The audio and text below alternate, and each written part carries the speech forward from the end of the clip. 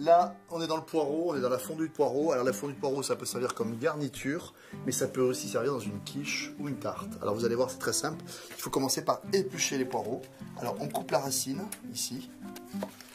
Ici, on va couper à peu près à la naissance, jusqu'à la naissance du verre. Et on va enlever la première feuille parce qu'elle est un petit peu dure. D'accord? À partir de là, on va prendre à la base du verre ici, là, où j'ai mon pouce. Et on va mettre juste un petit coup de côté comme ça pour ouvrir et pouvoir laver le poireau. Et là, je vais enlever sur les extrémités les feuilles un petit peu vertes. Et cette technique, cette méthode, me permet de ne pas trop gaspiller. On va émincer le poireau, c'est-à-dire qu'on va le tailler en fines lamelles et vous allez voir une petite compétition s'installer tranquillement. Donc le geste, il est vraiment émincé, il est comme ça.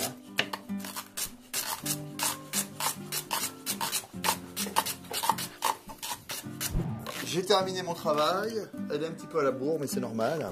Elle n'est pas professionnelle et encore tu as déjà un bon petit geste qui est assez sympa. Et je vais mettre du beurre dans la cocotte, pas mal de beurre. Et je vais faire chauffer ce beurre gentiment pour le faire fondre. Le beurre est fondu, on va rajouter les poireaux. Tous les poireaux bien émincés. Là on peut y aller. Hein. Et là, on va faire suer tout ça dans le beurre. Pour bien les faire mijoter dans le beurre.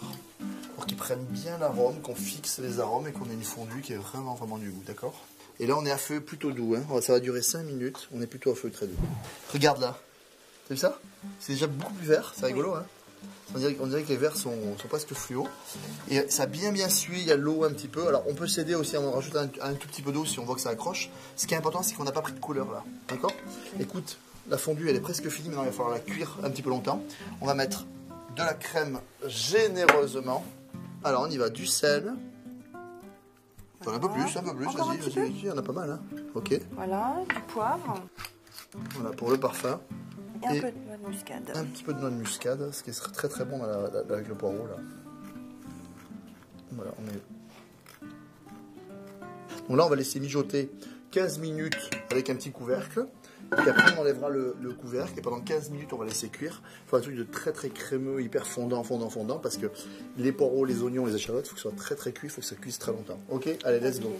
Regarde, c'est évaporé, surtout c'est très fondu quoi. Hein. On voit que vraiment c'est très compoté. Voilà, c'est fini. C'est fini. Il ne reste plus qu'à débarrasser, vous avez vu, c'est simple. Alors, si on voulait s'en servir pour une tarte. Vous cassez 2 œufs dedans, vous mettez ça dans un fond de tarte et vous cuisez ça, c'est trop bon, d'accord? Il faut juste, parce comme on a de la crème, etc., et c'est super moelleux, il faut rajouter 2 œufs dedans, à peu près, hein, 2 œufs au four, et puis vous allez voir, tu peux faire des flancs, des flancs sans tarte, etc. Vous avez vu, c'est simple. C'est délicieux. Et voilà, j'ai rien à dire.